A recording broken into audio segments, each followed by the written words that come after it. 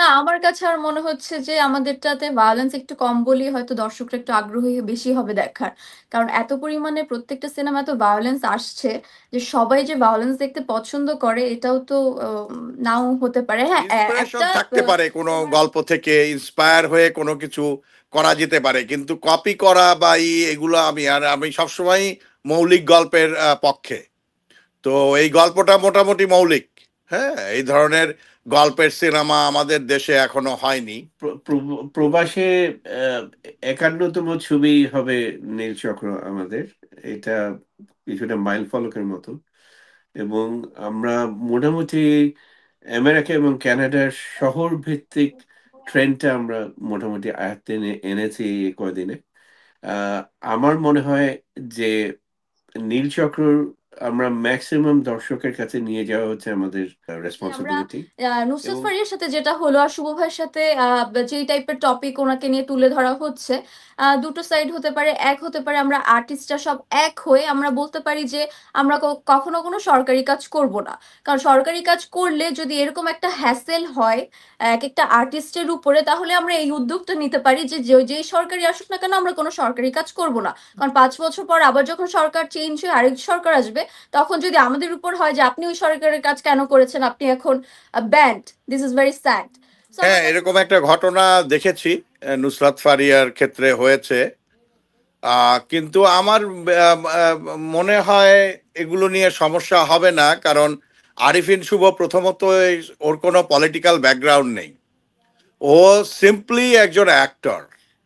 জি, একজন অ্যাক্টর বা অ্যাক্ট্রেস যেই হোক, যে কোনো ক্যারেক্টার তারা পোট্রে করবে, এটাই স্বাভাবিক। এই জন্যই তারা অ্যাক্টর অ্যাক্ট্রেস। তো আমার মনে হয় না কোনো সমস্যা হবে।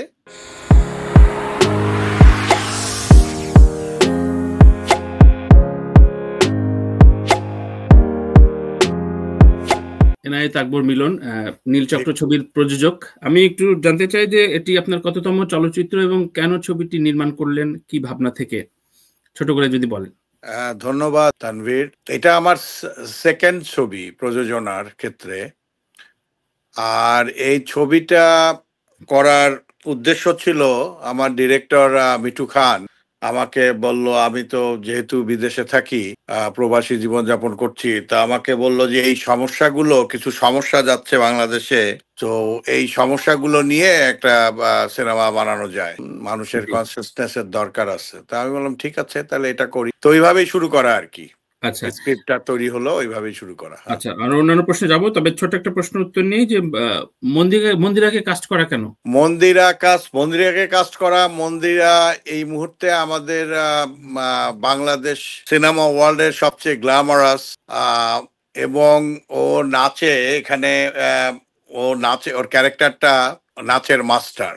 তো এই এই হিসাবে সবকিছু মিলায়ে ওকে কাস্ট করা হয়েছে, যে নাচের ব্যাপার ছিল, প্লাস মানে নায়িকা হিসাবে সবচেয়ে গ্ল্যামারাস এই মুহূর্তে বাংলাদেশে। I would thank you. Say that, you know. আমি এবার একটু যাব ছবিটির প্রদর্শক, বাস্কো ফিল্মস এর অন্যতম কর্ণধার রুবনা রশিদের কাছে। রুবনা রশিদ, আমি একটু জানতে চাই যে আপনাদের দীর্ঘদিনের একটা অভিজ্ঞতা বাংলাদেশি ছবি নিয়ে, বাংলা চলচ্চিত্র নিয়ে, কলকাতা, টলিউড এবং ঢালিউডের ছবিগুলো নিয়ে আপনারা প্রদর্শনী করছেন, এবং এই ছবিটির সাথে আলোচনা, এই ছবিটি সিলেক্ট করার ক্ষেত্রে আপনারা একটা এক ধরনের ভাবনা রাখেন। তো নীলচক্র কিভাবে কখন আসছে এবং কিভাবে দেখতে পাবেন, এটা যদি অফিসিয়ালি বলেন, এবং ছবিটির সাথে সংযুক্ত হলেন কেন? হ্যাঁ, আমি আমাদের বায়োস্কোপ ফিল্মস আমরা দুজন মিলে শুরু করেছিলাম আম, আপনার 2017-তে। তো মিলন ভাইয়ের ছবি, মন্দিরা আছে, আম, আরেফিন শুভ আমাদের খুব প্রিয় মানুষ। So, সব মিলিয়ে নীল চক্রের প্রতি আমাদের ভালোবাসা থাকবে, এটাই স্বাভাবিক। তোমরা, তুমি কিছু বলো বায়োস্কোপ সম্পর্কে? আম, না, আমরা আম, এই মানে বায়োস্কোপের যাত্রা তো প্রায় 8 বছরে আহ, ঠেকতে গেল। তো আমরা এবার মানে নীলচক্র আমাদের 50, আই থিঙ্ক 51 নম্বর ফিল্ম হবে। তো আমরা আরিফিন শুভর বেশ কিছু কাজ দেখিয়েছি all over USA Canada. Dhaka attack থেকে শুরু করে 2018 সাল থেকে 4টা ফিল্ম তার দেখানো হচ্ছে। কিন্তু মন্দিরা চক্রবর্তী আমাদের খুবই মানে আশাবাদী আমরা তার সম্পর্কে। এটাই আমার তার প্রথম ফিল্ম হবে যেটা আমরা দেখাবো। আহ, সারা নর্থ আমেরিকায়। সো আমরা খুবই এক্সাইটেড, আমরা খুবই আশাবাদী মিলন ভাই এবং মিঠু ভাইয়ের এই ফিল্ম নিয়ে। তো looking forward to the distribution এবং সাকসেস অফ নীলচক্র ইউএস আর কানাডায়। Thank you. আমি রুমনা ভাবি আবারও একটু আসবো, আপনার যদিও তাড়া আছে। একটু আমি মিঠু খানের কাছ থেকে যেতে চাই। মিঠু খান, প্রথমত আপনি জানতে চাই যে আপনার পরিচালিত এই ছবির সংখ্যা কত, এবং নতুন পরিচালককে সাধারণত এই প্রযোজক আমি যতদূর জানি মিলন ভাই খুব সাপোর্ট দেন। তো এই সাপোর্টটা অনেক বড় সাপোর্ট, নতুন পরিচালককে বিশ্বাস করাটা তো অনেক কঠিন। তো এটা কিভাবে বিশ্বাস করালেন একটু, এবং নীলচক্রের শুরুটা, একদম শুরুর আলাপটা একটু শুনতে চাচ্ছি। ভাই, এটা হচ্ছে মিলন ভাই আমাকে দুইটা সিনেমা, মিলন ভাইয়ের আমি ডিরেক্টর। মিলন ভাইয়ের সাথে আমার পরিচয় 2012 থেকে, এবং সে একেবারে ছোট ভাইয়ের মতো আমাকে দেখে, আর আমিও তাকে অভিভাবকের মতোই মানি। এবং সে আসলে আশীর্বাদের মতো, আমার আমার মাথার উপরে সে আশীর্বাদের ছায়া হয়ে আছে। মানে আনবিলিভেবল, এটা আসলে তাকে নিয়ে আলাদা করে অনেক সময় বলা যাবে। তো মিলন ভাই প্রথম 2013-তে আমাকে একটা সিনেমা দেয়, সেটা অচেনা হৃদয় ছিল নাম। তারপরে মাঝখানে আমি মিলন ভাইয়ের ছেলে আসিফের সাথে হলিউডে প্রোডাকশন গুলায় কাজ করি। এমান ম্যানের ইপি ছিলাম আমি। তারপরে এই নীলচক্রে পরবর্তী মিলন ভাই আবার এই সিনেমার ডিরেকশনের জন্য আমাকে অফার করে। সো এই ছবি নিয়ে আশাবাদ কেমন আপনার? এই ঈদে আরো অনেক ছবি আসছে। না, অবশ্যই এটা এই সিনেমা কিন্তু আসলে এখানে আমরা প্রতিযোগিতা তৈরি করেছি। আসলে এক একটা জনরার সিনেমা, এক এক রকম বাজেটের সিনেমা, এক এক রকম আর্টিস্টের এক এক রকম জনপ্রিয়তার উপর ডিপেন্ড করে অনেক রকম সিনেমাই হয়ে থাকে। তো সেই জায়গা থেকে এখন সারা জায়গায় তো একটা ভায়োলেন্সের জায়গা থেকে আমারটা হচ্ছে ফ্যামিলি ড্রামা। তো ফ্যামিলি ড্রামাটাকে আমি আমার মতো করেই বলা ট্রাই করছি। আর যেহেতু এটা গ্লোবাল ইস্যুস, সেই ইস্যুজ এর উপরে ডিপেন্ড করে আপনি করে আপনার এই সিনেমাটার বিশাল। ওকে, ফাইন, সেটা নিশ্চয়ই দর্শকরা দেখবেন। মন্দিরের কাছে আসি। মন্দিরা, কাজল রেখার পরে এটি নিশ্চয়ই এই ছবিটা আসছে, এবং এই ছবিটা নিয়ে প্রথম আলাপটা কার সাথে হয়, কিভাবে আলাপটা, এবং ছবিটা নিয়ে আশাবাদ, আরিফিন শুভর সাথে কাজ করার অভিজ্ঞতা? ফার্স্টে আসলে আলাপ আমার কোন একটা ভাইয়ের মাধ্যম থেকে মিঠু ভাইয়ের সাথেই হয়।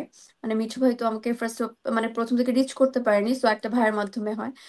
তো মিঠু ভাইয়ের সাথে যখন কথা বলেছি, তখন আমি দেশে ছিলাম না, অনেকটা দিন পর আমাদের একসাথে বসা হয়েছে। সো বসার পর যখন আমাকে মিঠু ভাই গল্পটা বলে, গল্পটা আমার কাছে ভীষণ পরিমাণে ভালো লেগেছে, কারণ গল্পটা পুরো এই জেনারেশনের গল্প। আর আমার ক্যারেক্টারটা যেটা মিঠু ভাই বলেছে যে আমাকে প্লে করতে হবে, তখন আমি যখন শুনেছিলাম গল্পটা খুব মনে হচ্ছিল যে আমার সাথেই যায়।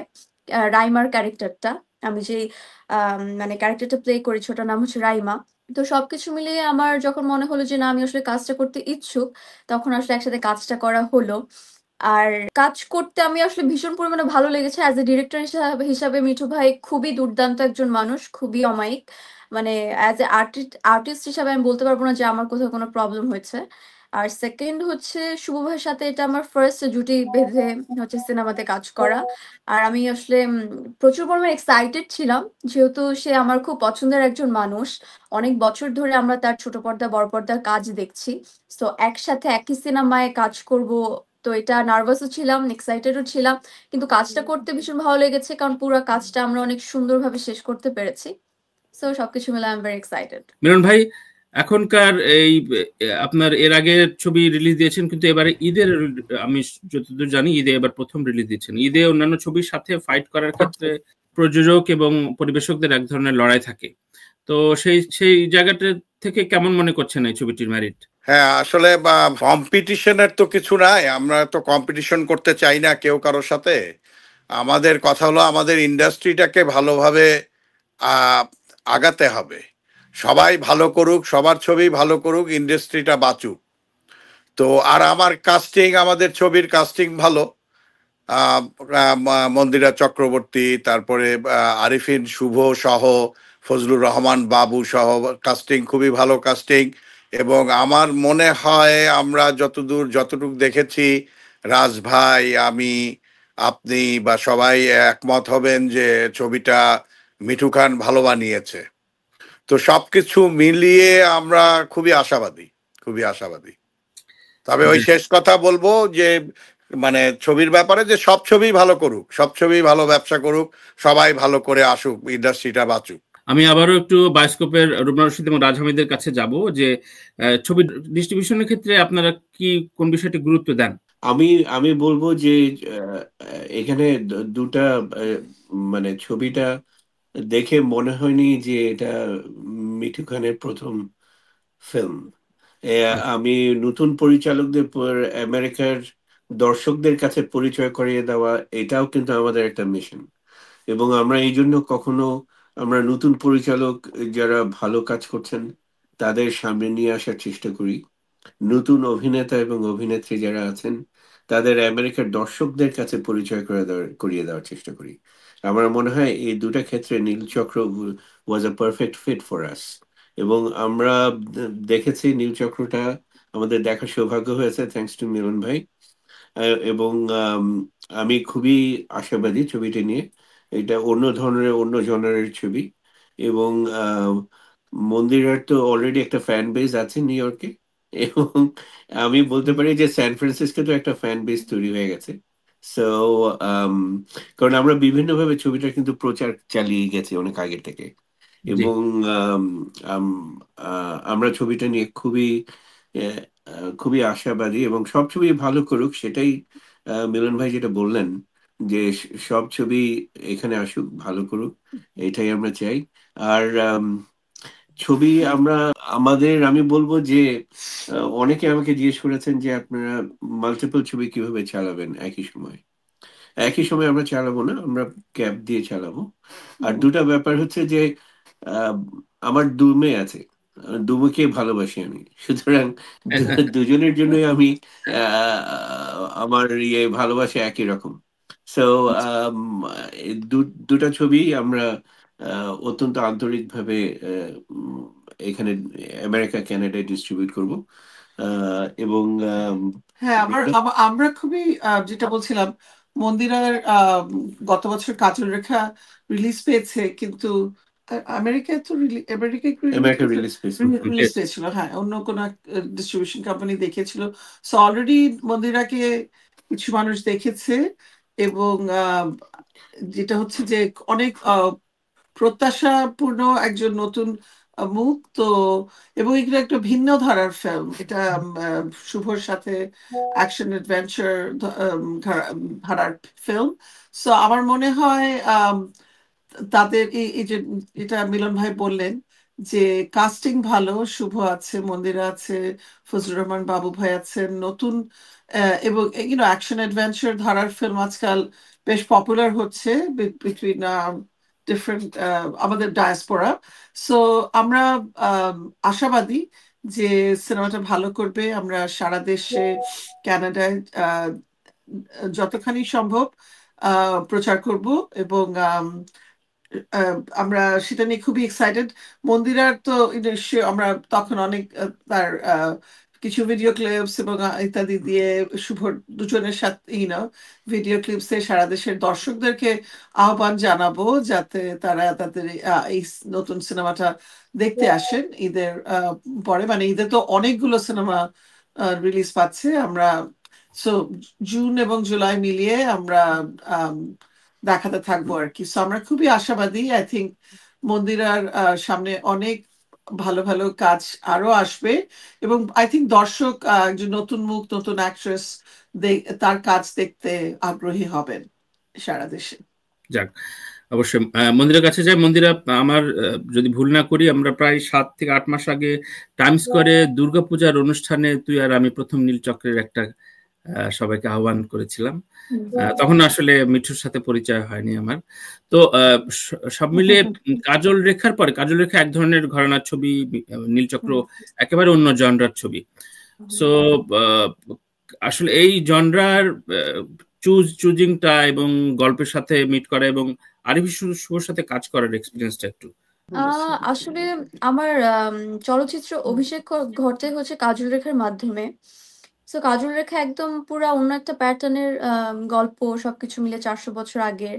আর নীলচক্র হচ্ছে পুরো পুরা এই জেনারেশনের গল্প।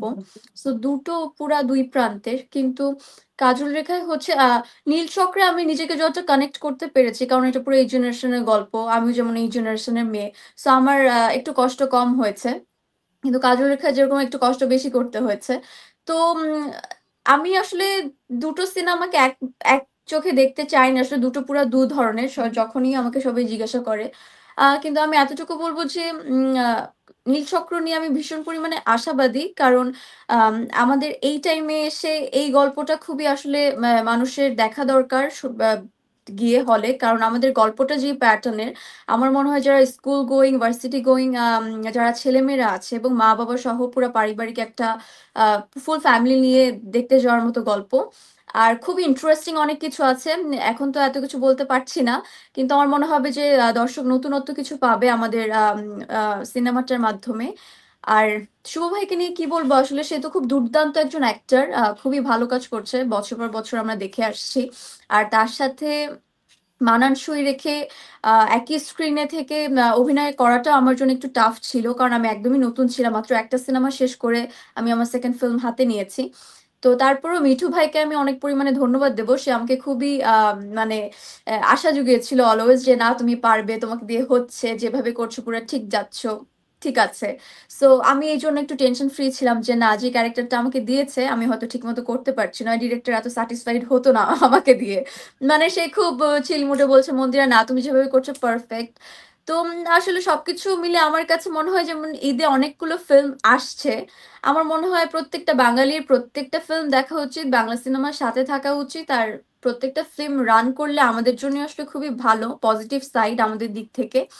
আর প্রত্যেকটা গল্পই আসলে ভিন্ন ধাঁচের, কোনোটার সাথে কোনোটার মিল নেই, কাস্টিং এ কোনোটার সাথে কোনোটার মিল নেই। তো আমার মনে হয় যে দর্শক এখন যেই গল্প পছন্দ করে তারা নতুনত্ব দেখতে আসলে অনেক বেশি আগ্রহী। সো আমাদের গল্পের মধ্যে নতুনত্ব অনেক কিছু আছে এবং শিখারও অনেক কিছু, জানারও অনেক কিছু আছে। যে এখনকার জেনারেশনের যে একটা ভাইব তৈরি হয়েছে, যে অল্প টাইমের মধ্যে কিভাবে ভাইরাল হওয়া যায়, অল্প টাইমের মধ্যে কিভাবে সেলিব্রিটি হওয়া যায়। সো পৃথিবী মানে সবকিছুরই একটা পজিটিভ সাইড আর একটা নেগেটিভ সাইড থাকে। সো আমরা সেটাই আমাদের সিনেমার মাধ্যমে তুলে ধরার চেষ্টা করেছি, যে অ্যাকচুয়ালি নেগেটিভ সাইডটা কোনটা কেমন হতে পারে আর পজিটিভ সাইডটা কি হতে পারে, এবং জেনে বা না বুঝে মানুষের লাইফে কি কি ঘটতে পারে, সেটাই আসলে আমাদের সিনেমা নীলচক্রের মাধ্যমে তুলে ধরা হয়েছে। এক্স্যাক্টলি। আমি একটা প্রশ্ন রাখতে চাই, যেমন অবশ্যই পরিচালকের কথাই নায়িকারা বেশি বলবে, কিন্তু এখানে প্রযোজক আছে, প্রদর্শক আছে। সো আমি একটু জানতে চাই যে একটা ছবি হিট হলে তো নিশ্চয়ই প্রযোজক আবার নতুন ছবিতে তোকে সাইন করবে, তাই না? তো ওই জায়গায় আত্মবিশ্বাস কেমন নীলচক্রের ক্ষেত্রে? মিলন ভাই কি আবার নতুন ছবির মানে সাইনিং বা টাকা পয়সা পাঠাবে কিনা, মানে সেই সেই জায়গাটা আমি একটু জানতে চাই, যে প্রযোজকের আসলে তুমি এখন এই আস্থার মুহূর্তে জায়গাটা না। আমি যে আত্মবিশ্বাসের জায়গাটা কোয়েশ্চেনটা, শুনতে যাচ্ছি, এখনো ছবিটা রিলিজ হয়নি, বাট আত্মবিশ্বাস। এক্স্যাক্টলি, যেহেতু এখন ছবিটা রিলিজ হয়নি এই মুহূর্তে বলতে পারছি না। আর তুমি আসলে যেভাবে আমাকে অ্যাটাকটা করলে, এইভাবে আসলে করা উচিত হয়নি, কারণ শুধু কাস্টিং আমি না, আরো অনেকে আছে। তো না, আমরা অনেকে যেহেতু থাকলে তুমি নায়িকাকে নিয়ে বসছি সবাইকে এর নিয়ে জন্য। বলতে পারতে। হ্যাঁ, কিন্তু আমি আসলে অ্যাজ এ পার্সন হিসাবে, আমি যেহেতু এখন আপাতত একাই আছি, আমার সাথে কেউ নেই, কোনো কাস্টের কেউ, কিন্তু আমি right. এতটুকু মানে আমি খুবই আত্মবিশ্বাসী আসলে, কারণ আমি নিজেই কাজটা করেছি।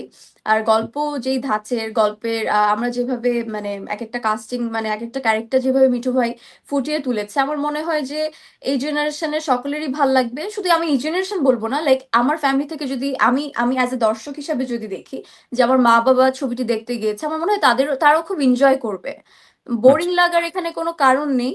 আর সো আমার মনে হয় যে আমি খুবই আসলে আশাবাদী। এখন ওকে।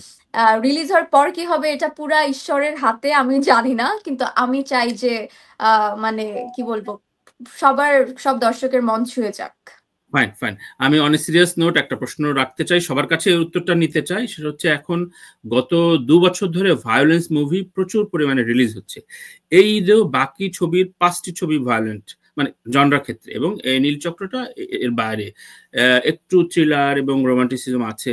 তো এটা রিস্ক ফিল করে কিনা, মানে তোর কাছে মনে হয় যে না, মানুষ এ ধরনের ছবি দেখা কমিয়ে দিয়েছে? না, আমার কাছে আর মনে হচ্ছে যে আমাদেরটাতে ভায়োলেন্স একটু কম বলেই হয়তো দর্শকরা একটু আগ্রহী বেশি হবে দেখার।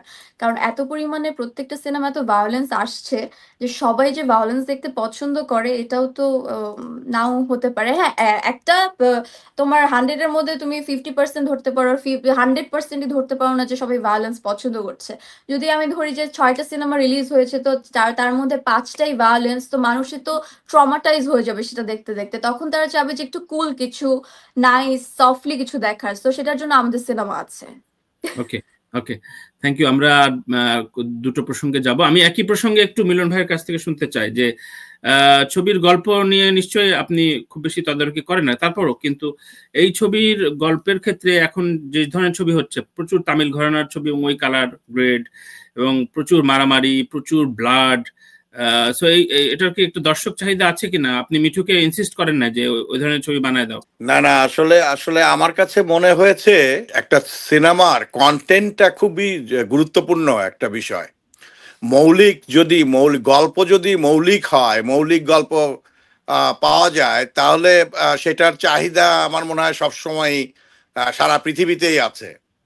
তো সেই ক্ষেত্রে আমি কোনো সময় ইনসিস্ট করিনি বা করবও না কোনোদিন। আমি চাই না কপি কপি করা আর কি। ইন্সপিরেশন থাকতে পারে, কোনো গল্প থেকে ইন্সপায়ার হয়ে কোনো কিছু করা যেতে পারে, কিন্তু কপি করা বা এগুলো আমি সবসময় মৌলিক গল্পের পক্ষে।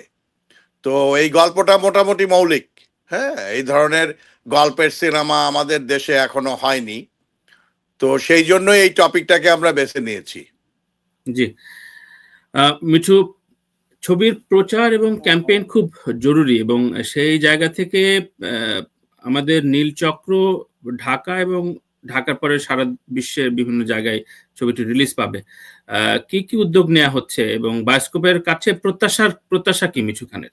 না, ইন্টারন্যাশনাল তো আমি তো রাজ হামিদ ভাইয়ের কথা অনেক শুনি, মিলন ভাইয়ের কাছে অনেক শুনি। খুব কুল মানুষ, ঠান্ডা মানুষ, এবং সবসময় শুরুই করে জেন্টলম্যান দিয়ে, যে রাজ হামিদ ভাই খুব জেন্টলম্যান। তো তার কথা আমি আজকে তার সাথে প্রথমই হচ্ছে, কিন্তু তার সাথে কিন্তু আমার ফেসবুকে কানেক্টেড আরো অনেক বছর আগে থেকে।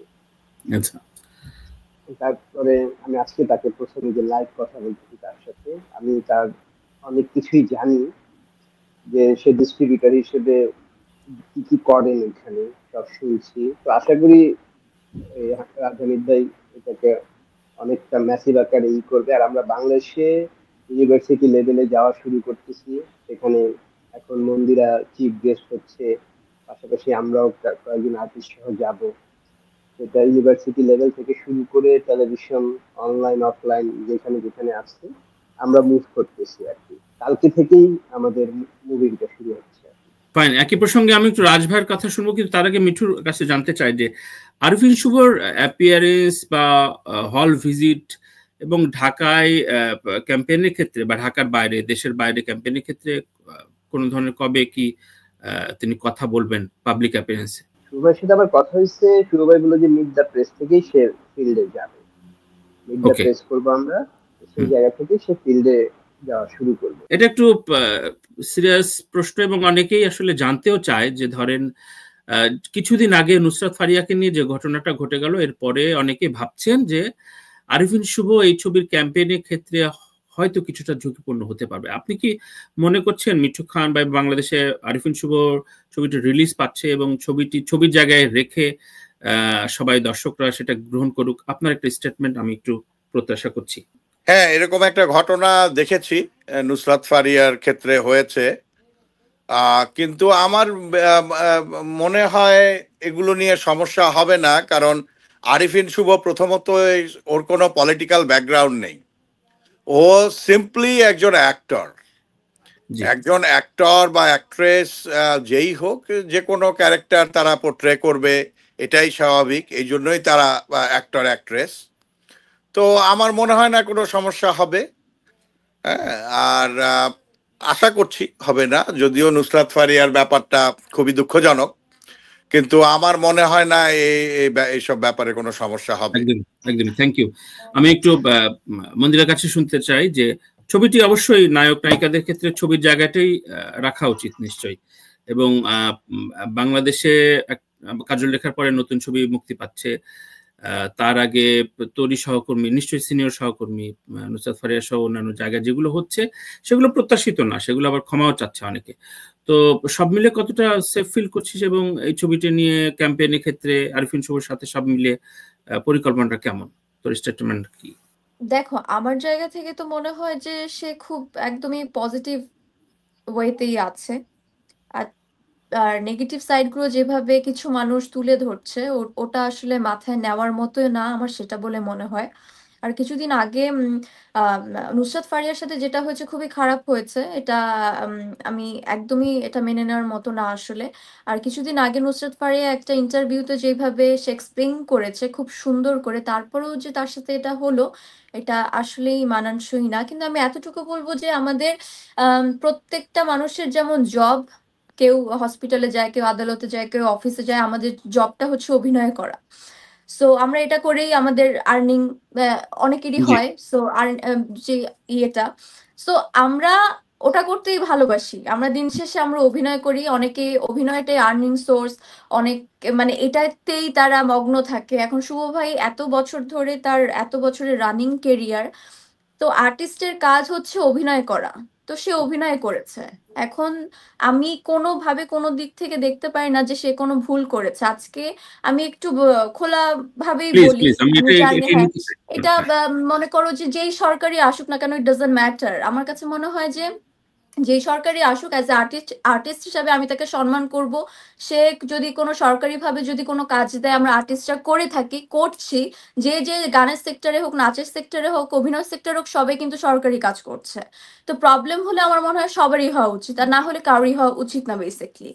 আর তার থেকেও তোমার বড় কথা হচ্ছে, এটা দুটো অপশন হতে পারে। আমার কাছে মনে হয় যে আমরা নুসরাত ফারিয়ার সাথে যেটা হলো আর শুভ ভাইয়ের সাথে যেই টাইপের টপিক ওনাকে নিয়ে তুলে ধরা হচ্ছে, দুটো সাইড হতে পারে। এক হতে পারে আমরা আর্টিস্টরা সব এক হয়ে আমরা বলতে পারি যে আমরা কখনো কোনো সরকারি কাজ করব না। কারণ সরকারি কাজ করলে যদি এরকম একটা হ্যাসেল হয় এক একটা আর্টিস্টের উপরে, তাহলে আমরা এই উদ্যোগটা নিতে পারি যে যেই সরকারি আসুক না কেন, আমরা কোনো সরকারি কাজ করব না। কারণ 5 বছর পর আবার যখন সরকার চেঞ্জ হয়ে আরেক সরকার আসবে, তখন যদি আমাদের উপর হয় যে আপনি ওই সরকারের কাজ কেন করেছেন, আপনি এখন band, this is very sad. So আমার কাছে মনে হয় যে অপশন এক, যে আমরা কোনো কাজই করবো না সরকারের। আর আরেকটা হতে পারে অপশন দুই, আমরা কাজ করব কিন্তু আমাদের জীবনে অভিনয়টা ছাড়া অন্য কোনো হ্যাসেল যেন সরকারি ভাবে না আসে কখনো কোনো বইতে। চমৎকার, চমৎকার করে বলার জন্য ধন্যবাদ। আমি একই প্রসঙ্গে রাজ হামিদের একটু মন্তব্য শুনতে চাইবো, প্লিজ। আচ্ছা, আমি আমি যেটা করছি যে নুসরাত ফারিয়ার ব্যাপারে যেটা হয়েছে, মেনন ভাইয়ের কথায় আমি একমত। এটা খুবই দুঃখজনক, এবং পুরো ব্যাপারটাই আমার কাছে খুবই কাকতালীয় মনে হয়েছে।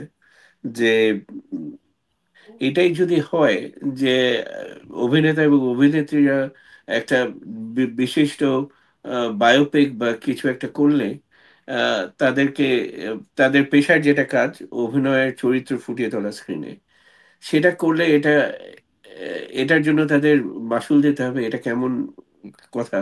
আমি ঠিক আমার কাছে বোধগম্য না। কারণ তাহলে ওয়ার্ল্ড ওয়ার 2 নিয়ে কোনো ছবি হতো না। আমি এটা লিখেছি আমার ফেসবুক স্ট্যাটাসে, যে তাহলে কেউ হিটলারকে পোর্ট্রে করতো না, কেউ মুসোলিনিকে পোর্ট্রে করতো না, যেটাই কন্ট্রোভার্সিয়াল ক্যারেক্টার আছে সেটা নিয়ে কোনো ছবি হতে পারতো না। তো তাহলে আমরা আমরা কোথায় যাচ্ছি?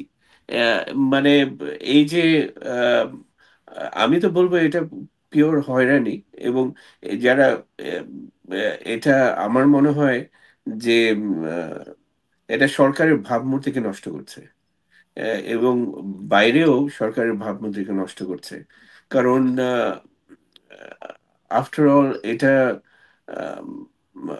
প্রেস যেমন স্বাধীন হতে হবে, তেমনি সৃজনশীল কাজকে আমাদের সাপোর্ট করতে হবে। কিন্তু জি। সেখানেও এই বিভাজন আমার মনে হয়, এবং বিভাজন কারণহীন বিভাজন বলবো আমি, এটা এটা একেবারেই কাম্য নয়। আপনার গান্ধীর উপরে 41টা বই হয়েছে, 41 ফিল্মস, কিন্তু সবাই মনে রেখেছে একটা। এবং সেটার জন্য যদি আমি বলি যে তারপরে ধরেন বিবিসি বিবিসি তো বঙ্গবন্ধু শেখ মুজিবুর রহমানকে সর্বকালের সর্বশ্রেষ্ঠ বাঙালি বলেছে। তাই বলে আমি বিবিসি কে বলবো হ্যাঁ তুমি চলে যাও, বিবিসি কে ব্যান করে দেবো সারা দেশে? এটা জি। এটা কোনো যুক্তি আমি খুঁজে পাই না। এবং আহ, আমি ফারুকি ভাইকে বলবো যে আপনি যেহেতু এই দিকটা দেখছেন, আমি ওনাকে পার্সোনালি, ওনার সাথে আমার কথা হয়েছে যখন নিউ ইয়র্কে এসেছেন, আমরা একসাথে বসে ওনার ছবি দেখেছি, যেটা বাই দ্য ওয়ে ব্যান্ড ছিল তখন। এবং আমরা বলেছিলাম যে আপনার ছবিটা আমরা চালাই এখানে, কেন ছবি ব্যান হবে। সেই সূত্রে আমি বলবো যে আহ, এটা প্রেস যেমন স্বাধীন হওয়া দরকার, সেরকম সৃজনশীল কাজে স্বাধীনতাও দেওয়া দরকার। চমৎকার, থ্যাংক ইউ রাজামিত। আমি মিঠু খান আর বেশিক্ষণ যাব না, আমি একটি প্রসঙ্গ নিয়ে সবার মন্তব্য নিয়ে শেষ করতে চাই আজকে আড্ডা। মিঠু খান, এখন ছবি লগ্নি উঠে আসে না, মানে কোট আনকোট এক দুইজন নায়ক না থাকলে এই যে একটা প্রোপাগান্ডা, আমি প্রোপাগান্ডা শব্দটা ইউজ করব কারণ ছবির মেরিট নিয়ে কথা হয় না, যে বারবার বলা হচ্ছে যে ছবির লগ্নি উঠে আসে না, এটা যখন মানুষের মুখে বলতে থাকে তখন আসলে একটা ডিমেরিট তৈরি হয়। সো এই হতাশার জায়গায় একটা আশাবাদের জায়গায় শুনতে চাই। আমরা এখন লাস্ট অনেকগুলো ছবি ওভারসিজ মার্কেটে অনেকগুলো টাকা আসছে, অনেকগুলো মানে লগ্নি উঠে দেবার একটা চ্যালেঞ্জ এসছে। সো নীলচক্র দিয়ে কতটা আশাবাদ আপনি? কি মিলন ভাই পরের ছবি দিবে আপনাকে? না, লগ্নি উঠে আসার বিষয়টা তো ডিপেন্ড করে আপনার কন্টেন্ট, আপনার দর্শকে কতটা টানে, এবং সিনেমার মার্কেটিং পলিসিটা একটা জরুরি, যে আমি কতটা মানুষের কাছে আমার এই সিনেমাটাকে পৌঁছে দিতে পারতেছি, যে হ্যাঁ, আসেন আপনারা সিনেমাটা দেখেন। তো ওই মার্কেটিং পলিসিটা অনেক বেশি জরুরি। তো বিভিন্ন দেশ আছে, বিভিন্ন ইন্ডাস্ট্রি আছে যারা সিনেমার বাজেটের থেকে সিনেমা মার্কেটিং বাজেটে বেশি রাখে, এরকম ইতিহাস আছে বা এখনো ওই ওই জিনিসটা হয়। তো সেই জায়গা থেকে আমরাও ট্রাই করতেছি মার্কেটিং একটা পর্যায়ে নিয়ে গিয়ে মানুষের কাছে পৌঁছে দেওয়ার। এবং এখন সিনেমার এত এত ওয়ে তৈরি হয়েছে, এত এত প্ল্যাটফর্ম তৈরি হয়েছে, যে আসলে যদি আপনি ঠিকঠাক প্রোডাকশনটা বানান, ঠিকঠাক ভাবে রিলিজ করেন, প্রেজেন্ট করেন সবার কাছে, আপনার বিভিন্ন জায়গা দিয়ে এখন লগ্নিতে উঠে আসা খুব ইজি। কারণ আমাদের দেশে বিদেশি সিনেমা যেমন এসে টাকা নিয়ে যাচ্ছে, কেন নিয়ে যাচ্ছে? হুম হুম হুম। আপনি তো এই যে কিছুদিন আগেও দেখেন ঈদে বা অন্যান্য সময়, পরবর্তী সময়গুলোতে সিনেমা এসে যে 10 কোটি 12 কোটি নিয়ে চলে গেল, এটা কেন হয় আর আমাদের সিনেমা কেন হবে না? তো আপনি ঠিকঠাক কন্টেন্ট করলে আমার মনে হয় না লগ্নি উঠানো কোনো ব্যাপার। আচ্ছা, আর তাহলে একটা তাছাড়া প্রসঙ্গ, সিনেমার পাশাপাশি অন্যান্য একটা প্ল্যাটফর্মও আছে যেখানে আমরা ছড়া দিতে পারি।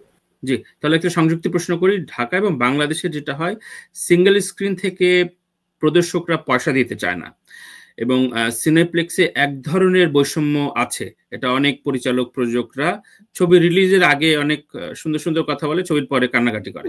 তো আপনার না, সিনেমার ক্ষেত্রে নীলচক্রের এই এই ডিস্ট্রিবিউশন প্ল্যানটা, ঢাকা ডিস্ট্রিবিউশন মানে বাংলাদেশের ডিস্ট্রিবিউশন প্ল্যানটা কেমন? নীলচক্র কেমন দেখছেন? রেসপন্সটা কেমন দেখছেন হল মালিকদের? আচ্ছা, আমরা এইবার সিনেপ্লেক্সের বিষয়টা বোধহয় আপনি শুনতে পাইছেন কিনা আমরা জি, জানি না, তারা বোধহয় একটা পার্সেন্টেজ বাড়াইছে হ্যাঁ, আমার সাথে কথা হয়েছে, প্রযোজকের সাথে। আমার সাথে রেবেকা আপার কথাও হয়েছে। হ্যাঁ, হ্যাঁ, হ্যাঁ, হ্যাঁ, সেটার আমরা আমাদের যে এগ্রিমেন্ট আসছে, আমি এগ্রিমেন্টে দেখলাম, সেটা নিয়ে আমি মিলন ভাইয়ের সাথে শেয়ার করলাম, পরে পরে শুনাইলাম। তো ওই দেশে আর আমি এই দেশে, তো সেই জায়গা থেকে আমরা মিলন ভাইয়া খুব হ্যাপি যে একটু বাড়ছে, সামনে হয়তো আরো কিছু উঠে আসবে, বাড়বে, শেয়ার মানি বাড়বে। আর সিঙ্গেল স্ক্রিনের ক্ষেত্রে আপনি দেখেন যে কয়টা সিঙ্গেল স্ক্রিন আপনার কাছে মনে হয় যে বেটার। আর শাকিব খান আসলে কিছু কিছু গুদাম ঘরও খুলে দেওয়া হয়, এটা আমরা শুনতে পাই, দেখতে পাই না। আর সেই ক্ষেত্রে সিঙ্গেল স্ক্রিনের অবস্থা তো খুব বেশি আপনার কাছে বেটার মনে হয় কিনা আমি জানি না, আপনি তো বাংলাদেশে ছিলেন, দেখছেন। তো ওই জায়গা থেকে যতটুকু টাকা হল সংখ্যায় কমতে কমতে এখন যে পর্যায়ে আসছে, সেটাও বিলুপ্তির পথে হয়ে যাবে, বিলুপ্তি হয়ে যাবে। কিছু কিছু তো শুনতেই পাচ্ছি, বন্ধ করে দিবে, বন্ধ করে দিবে। yeah. সিনেপ্লেক্সের সংখ্যাও বাড়তে হবে।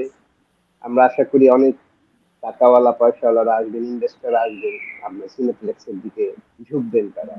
এই ব্যবসা কিন্তু খারাপ না ভাই, না খুবই অবশ্যই। চমৎকার ব্যবসা, কাঁচা টাকা।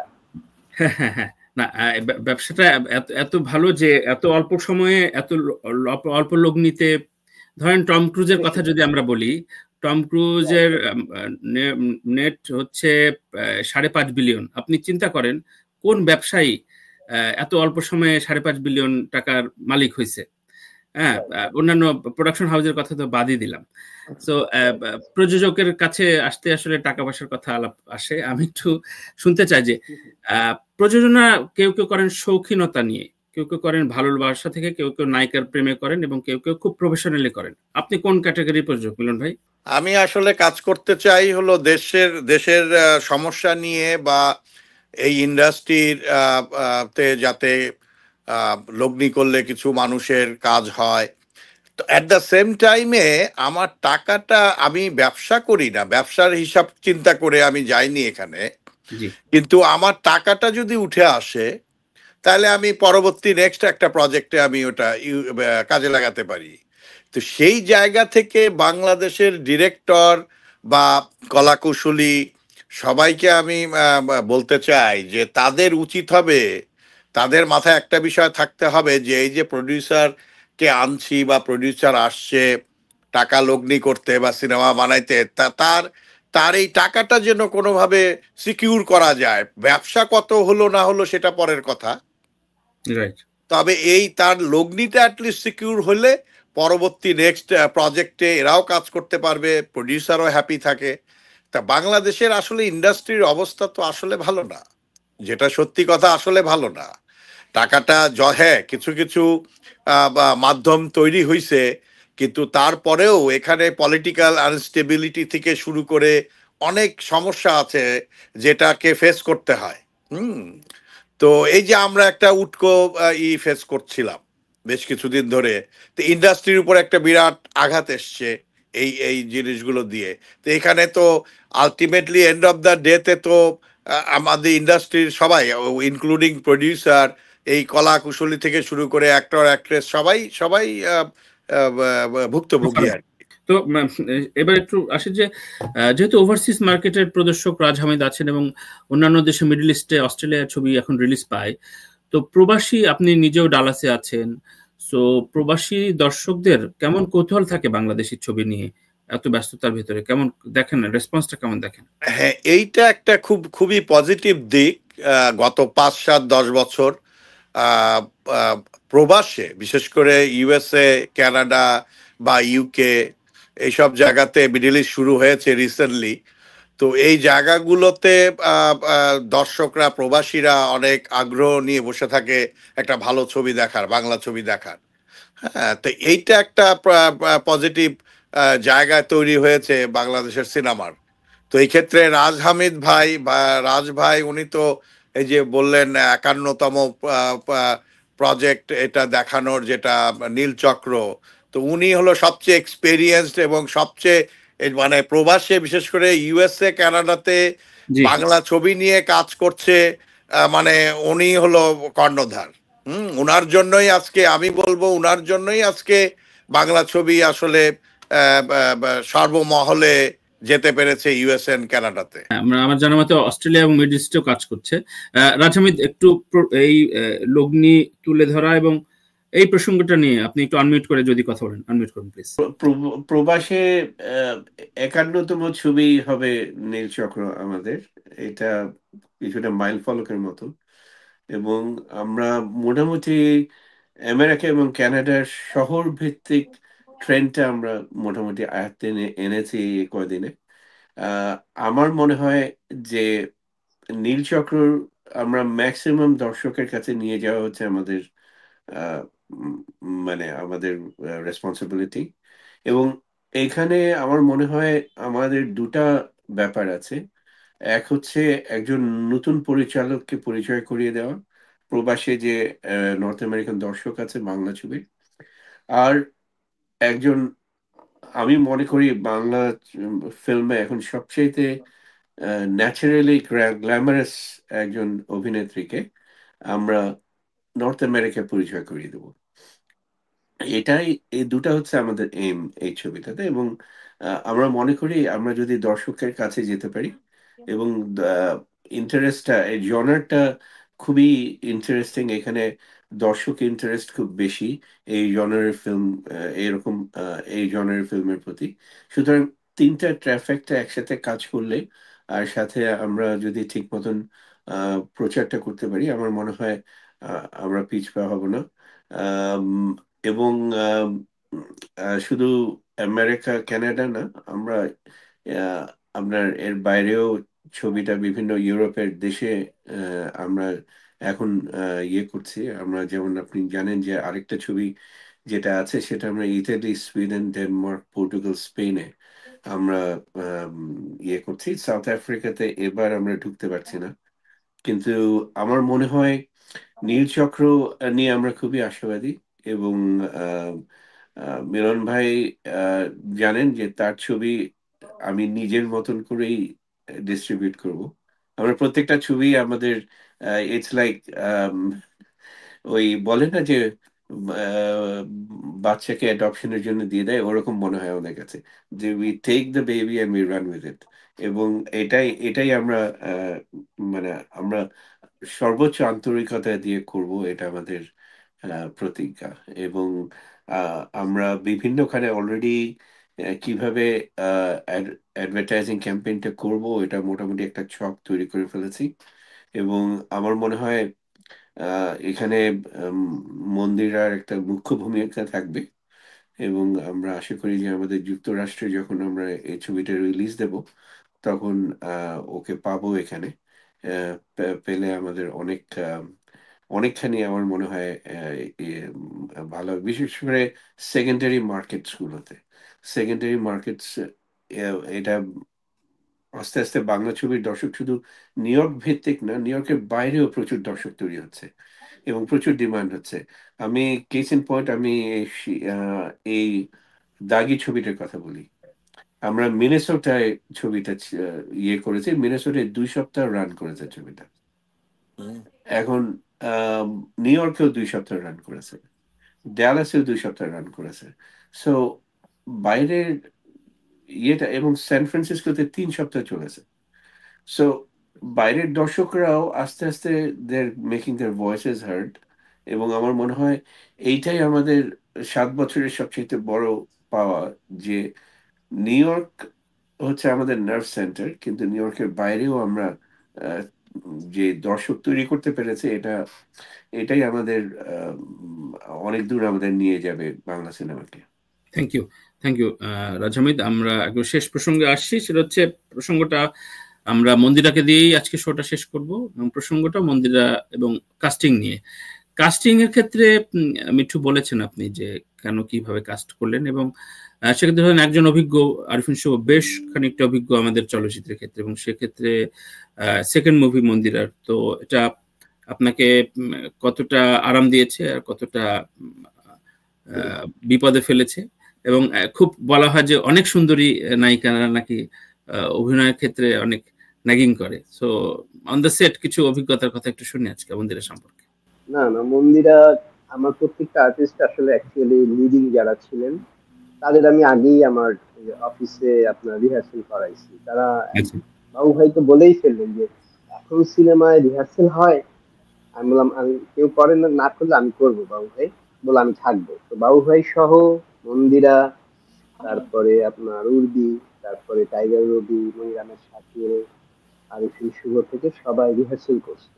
হুম, শাহেদ আলী, পারভিন পারভিন যারা লিডিং ছিলেন, তারা প্রত্যেকে অফিসের রিহার্সেল করছেন। টানা 3 দিন রিহার্সেল আচ্ছা করার আচ্ছা, পর নিজেরা এই ক্যারেক্টারের মধ্যে ঢুকছে, ওইখানে ডিসকাস করে নিয়ে ক্যারেক্টারে ঢুকে অন সেটে যখন গেছে সবাই আরামে নিজের ক্যারেক্টারটাই শুরু। তো মিঠু মন্দিরা অভিনয়ে কত দিচ্ছেন 10-এ? 5-ই দেন, অসুবিধা নাই, কমে নিলেন যেহেতু। মন্দিরা খুবই ডেডিকেশন মানে ডেডিকেটেড ছিলেন এখানে। আচ্ছা, আর মন্দিরার এবার মানে কাজল রেখা মন্দিরার প্রথম ফিল্ম হইলে এই ফিল্মের জনরা ওয়াইজ মন্দিরা খুবই ইনভলভ ছিল ক্যারেক্টারে। তো পাস করছে তো অবশ্যই। এবং আমি যেই ক্যারেক্টারটা এখানে প্লে করার কথা ছিল এবং যেই ক্যারেক্টারটা নিয়ে খেলার কথা ছিল, আমি টোটাল টোরিক নিয়ে বের হয়ে আসতে পারছি। আমি থ্যাংক আমি ইউ। কিন্তু আসলে কি ছিল আমার ভেতরে, নিজে কি ছিলাম, কারণ আমরা কাজল রেখার মধ্যে এটা তো আমরা কখনো দেখি নাই। তো সে চ্যালেঞ্জটা অ্যাকসেপ্ট করছে এবং সে পাস করছে। Thank you. ভালো, দর্শক অন্যভাবে চিনবে। জি, এবং সেটাই প্রত্যাশা রাখি। প্রযোজক এনায়েত আকবর মিলন ভাইকে জানতে চাই যে ছবির কাস্টিং গুলো নিয়ে আপনার আরিফিন শুভ কত, আপনি ছবিটা দেখেছেন, আমরা একসাথে দেখেছি ইনফ্যাক্ট লাস ভেগাসে ছবিটি। শুভর কাজ এই নীলচক্রে মন্দিরার কাজ কেমন লেগেছে? এবং আপনি একটা চমক রেখেছেন আপনি এবং মিঠু, সেটা হচ্ছে বালামকে কাস্ট করেছেন। বালামকে কাস্ট করার কারণটা কি, এটা একটু শুনতে চাই। আরিফিন শুভ তো মানে আমার কাছে আরিফিন শুভ খুবই ন্যাচারাল একটা অ্যাক্টর আর কি, এবং ওর কাজ এই নীলচক্রেও খুব ন্যাচারালি সে কাজ করেছে, খুবই অ্যাক্টিংটা খুবই ন্যাচারাল অ্যাক্টিং হয়েছে। আর মন্দিরা অ্যাজ এ নিউ কামার কারণ ওর প্রথম ছবি ওটা আমার দেখা হয়নি, কিন্তু আউটসে এটা মানে ক্যারেক্টার ওয়াইজ সবকিছু মিলায়ে অ্যাজ এ নিউ কামার আমার কাছে ওর খুব সাবলীল মনে হয়েছে। হুম। আর আর একটা প্রশ্ন কি যেন? জি, বালাম প্রসঙ্গে, ও বালামকে বালাম, বালাম, বালাম, হ্যাঁ বালাম। বালামের এটা বোধহয় এই অ্যাক্টিং এ এটা প্রথম ছবি। ও কোনোদিন অ্যাক্টিং এ আসেনি। ও তো ওকে, ওর সাথে আমি কথা বলেছিলাম যে এরকম আমি এরকম চিন্তা করছি। মিঠুর সাথে আমি কথা বলে তারপরে বালামকে কল করে আমি বালামের সাথে কথা বলেছিলাম যে আমরা এরকম চিন্তা করছি। তো খুবই হ্যাপি হলো যে না ঠিক আছে মিলন ভাই, আমি কাজ করব। তো সেই জায়গা থেকেই বালামকে নেওয়া, যে ডেবু ডেবু ফিল্ম তার অ্যাজ অ্যান অ্যাক্টর। তো সবকিছু মিলায় ও ভালো করেছে, ওর উপরে আমি খুবই আশাবাদী। যাক, মন্দিরাকে কত দিচ্ছেন 10-এর মধ্যে অভিনয় দেখার পর? 10-এর মধ্যে আমি তো খুব কৃপণ এসব ব্যাপারে। আমার ছেলের ব্যাপারেও আমি খুব কৃপণ। তো মন্দিরা কে আমি তো 8 তো দিবই, 8 তো দিতেই হবে আমাকে মিনিমাম। যাক, আর একটু পরিচয় অফিসিয়ালি আমি একটু অনস্ক্রিন বলতে চাই, আপনার ছেলে বিশ্বখ্যাত হলিউডের নির্মাতা এবং এই ছবির অনেকখানি অ্যাসোসিয়েট হিসেবে রয়েছেন আসিফ আকবর। তো ওর অবজারভেশনটা কি নীলচক্র নিয়ে? না, ও খুব আশাবাদী। ওর সাথে মিঠুর একটা ভালো সম্পর্ক আছে। তো ও দেখেছে ছবিটা কিছুটা, এবং কাজটা সম্পর্কে ওর ধারণা আছে কিভাবে কাজ করেছে, কি সবকিছু মিলায় ও খুব আশাবাদী। ও খুব পছন্দ করেছে মানে মেকিংটা সবকিছু মিলায়। Thank you. নীলচক্রের অনেক সফলতা কামনা করছি। আমরা একটু ইন্ডিভিজুয়ালি আরো হয়তো বসবো ছবিটি রিলিজের সময়। আমি রাজ হামিদকে দিয়ে তারপর মন্দিরাকে দিয়ে শেষ করবো। মন্দিরা প্রসঙ্গে রাজ হামিদ, এই একই প্রসঙ্গ ছবির কাস্টিং আমরা একসাথে ছবিটি দেখেছি, তো ছবিটা নিয়ে একটু শুনতে চাই। অভিনয় কেমন লাগলো, কার কেমন লাগলো? আমি তো মনে করি মন্দিরা খুবই ন্যাচারাল অ্যাক্টিং করেছে, এবং ওর এখানে যে স্ট্রেংথটা, যে ও যে classical, she is also a classical dancer. এবং আমি কিন্তু I come from a family of classical dancer, যদিও আমি নিচে নাচি না, কিন্তু আমার ছোট বোন, আমার ওয়াইফ, আমার মেয়ে, সবাই ক্লাসিক্যাল ড্যান্সার্স। এবং আম, ওর এটা এটা ওর ওর যে নাচটা এখানে দেখানো হয়েছে, এটা এত ন্যাচারাল এবং এত আম, মানে ব্যাকরণ শুদ্ধ, যে আমি মনে করি এটা একটা বিরাট অ্যাসেট ছিল ছবিটাতে। এবং ওর অভিনয়, আমি তো আর আরেকটা ব্যাপার হচ্ছে যে আমি আমি এবং রুবনা দুজনেই ওর ভক্ত। এবং আম, আ- আমি মনে করি যে বাংলাদেশের ফিল্মের সামনে, ফিউচারের জন্য ওকে সামনে নিয়ে আসা খুবই জরুরি। কারণ আহ, আমার মতে এরকম ন্যাচারালি গ্ল্যামারাস নায়িকা আমাদের ফিল্ম ইন্ডাস্ট্রিতে খুব কম আছে এখন। এবং সেই জন্য ওকে, আম, এই ছবিটার প্রতি আম, আমরা এই ছবিটা নিয়ে আশাবাদী। আমরা 10-এ আহ, ক- ক- আমি 10-এ কত দিতে পারি? দেখি মাকে একটু 10-এ শুনি। আমি তো মনে করি যে ও যে অ্যাক্টিং করেছে, একদম আমার মনে হয় 10-এ দেওয়াটাই আমার উচিত। মানে আচ্ছা, সে, আর কি লাগে এবং মন্দিরের তো মন্দিরাকে এর আগে? আমি তার যে স্যান ফ্রান্সিসকো ভক্তকুল আছে, এটা তানভীর ভাই আপনি তো নিজেই দেখেছেন। হ্যাঁ, হ্যাঁ, এবং হ্যাঁ। মন্দিরা স্যান ফ্রান্সিসকোতে না আসলে আমার বোধহয় স্যান ফ্রান্সিসকোতে বোধহয় থাকাও একটু কষ্টকর হয়ে যাবে। Right. অবশ্যই একদম। অবশ্যই আমরা শোটা শেষ করি মন্দিরাকে দিয়ে। মন্দিরা নিশ্চয়ই ইউএস কানাডা ট্যুর হবে, ছবিটা রিলিজ নিয়ে নিশ্চয়ই একটা মুভমেন্টের পরিকল্পনা আছে। আর এই যে একটা বিষয় আমি প্রশ্ন একবারে করে রাখি, সেটা হচ্ছে এটা স্বাভাবিকভাবে হয় যে সৌন্দর্যের সাথে সাথে অনেকে বলে ফেলে।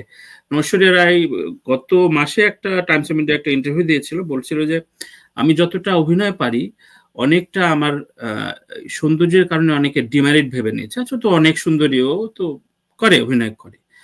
তো ঐশ্বরিয়া যখন এই ধরনের কমপ্লেক্সে ভোগে, তোর দুইটা ছবি সেকেন্ড ছবি রিলিজ পাচ্ছে, তো এটা কোনো ব্যারিয়ার তৈরি করে কিনা, যে অনেকে খুব সৌন্দর্যের প্রশংসা করতে করতে অভিনয়ের কথাটা বলতে চায় না বা বলে ফেলে না, আর আমেরিকা আসা হচ্ছে?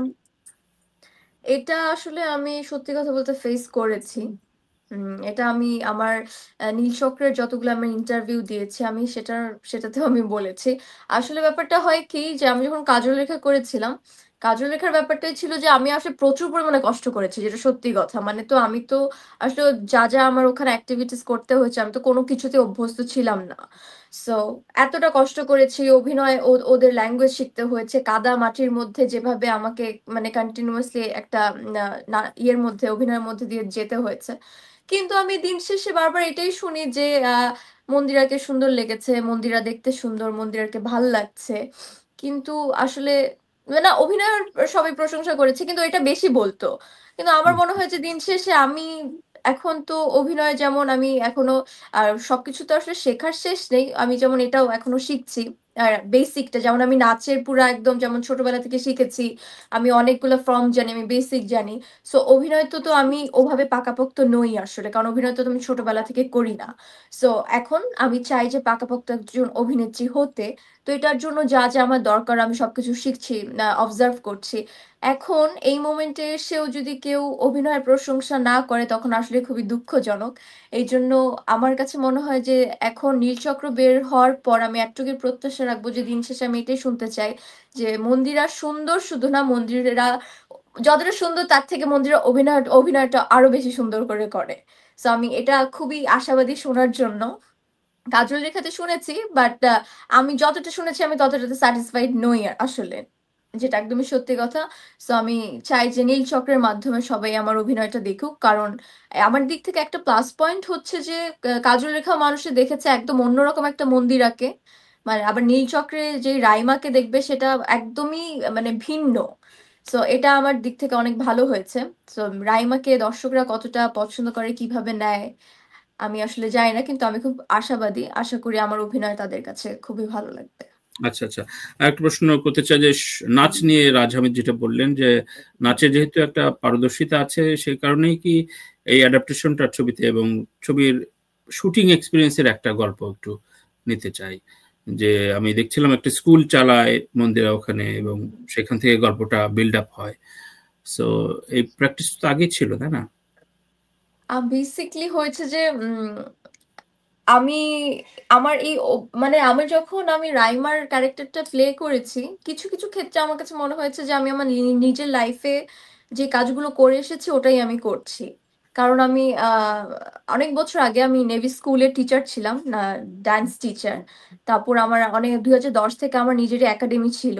সো আমি একদম ছোট বেবি থেকে, বাচ্চা থেকে ভার্সিটি গোয়িং ছেলে মেয়েদের পর্যন্ত শিখিয়েছি। যখন আমি নিজেও ভার্সিটিতে উঠিনি তখন আমি ভার্সিটির ছেলে মেয়েদেরকে আমি নাচ শিখেছি, কোরিওগ্রাফি করেছি। আবার আমার স্টুডেন্টরা হচ্ছে তোমার জাতীয় পুরস্কারও পেয়েছে।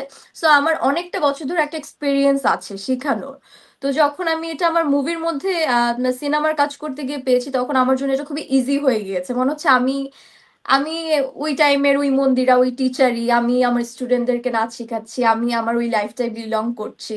সো আমার কাছে এটা মনে হয়নি যে আমি এখন শুটিং সেটে আমি রাইমা, এই ফিলটা আমার হয়নি। তখন আমার খুব ক্যাজুয়াল হয়েছে কাজটা করতে।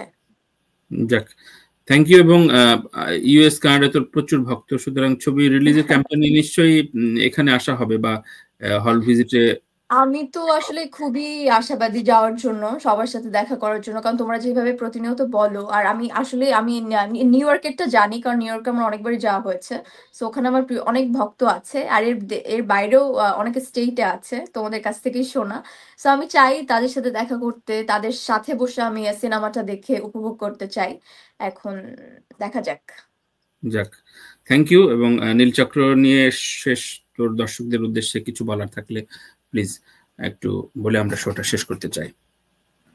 আহ নীলচক্র এই যুগে এই সময়ে এসে খুবই ডিফারেন্ট একটা গল্প। আর আম, আহ, আমাদের গল্পটা হচ্ছে একদম ভিন্ন ধাঁচের। আমার মনে হয় কেউ যদি আমাদের ট্রেইলার বা গান দেখে একটা আইডিয়া নিয়ে যেতে পারে যে এরকম হতে পারে, ওরকম হতে পারে, বাট আমার কাছে মনে হয় ফুল মুভিটা দেখার পর তাদের কাছে পুরো একদম অন্যরকম লাগবে, যে যেই ভাইবটা নিয়ে ওরা এসেছিল যে এরকম হতে পারে, ওরকম অ্যাকচুয়ালি না।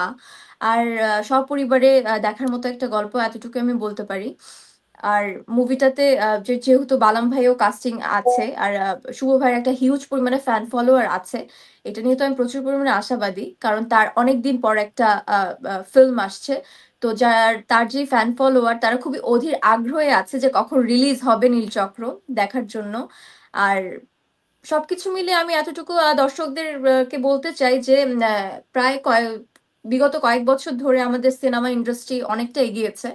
আর যেইভাবে ডে বাই ডে আমি অনেকগুলো নামই বলি, যে পরাণ থেকে, হাওয়া থেকে, প্রিয়তমা থেকে, দাগি থেকে, সুড়ঙ্গ থেকে, প্রত্যেকটা সিনেমা বলতে গেলে সুপারহিট, আমাদের জংলি। তো সবকিছু যেভাবে চলছে এবং সিনেপ্লেক্স আরো বাড়লে আমার মনে হয় যে আরো আরো বেশি উন্নতি হবে, আরো মানুষ হলমুখী হবে। সো যেইভাবে এক একটা সুপারহিট হয়েছে, ব্লকবাস্টার হয়েছে, তো আমি আমার সিনেমা নিয়েও খুবই আশাবাদী। সবাই বাংলা সিনেমা হলে গিয়ে দেখুক সপরিবারে, এবং আমাদের সিনেমাও দেখুক, রিভিউ জানা কেমন লাগছে। এতটুকু। থ্যাংক ইউ এনায়েত আকবর মিলন, মন্দিরা, রাজ হামিদ, মিঠু খান এবং রুনা ভাবি বেরিয়ে গেছে তার অফিসিয়াল কাজের জন্য। আমরা আবারও নিশ্চয়ই নীলচক্র নিয়ে আড্ডায় ফিরবো। একটাই কথা, আসলে আমরা সবাই বসছি যে ছবিটি, ভালো ছবি প্রমোটেড হোক এবং দেখুক মানুষ। সবাইকে আমি আবারও ধন্যবাদ জানাচ্ছি এবং সাইন আপ করছি। নিশ্চয়ই দেখা হবে। আপনাকে অসংখ্য ধন্যবাদ তানভীর। থ্যাংক ইউ সকলকে।